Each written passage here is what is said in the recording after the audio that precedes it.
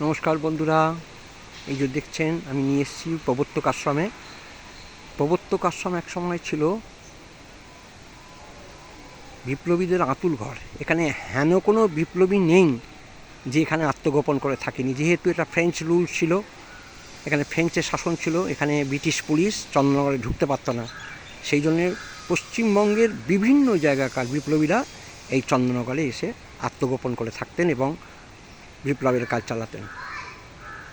মতিলাল রায় প্রতিষ্ঠিত এই প্রবর্তক আশ্রম চন্দননগরের একটি ঐতিহাসিক স্থান।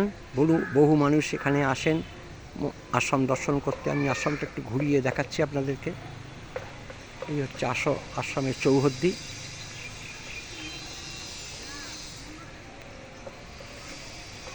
ভিডিওটা যদি ভালো লেগে থাকে তো অবশ্যই আমার পেজটিকে ফলো করবেন নতুন নতুন ভিডিও পেতে। ভালো থাকবেন, নমস্কার, জয় হিন্দ।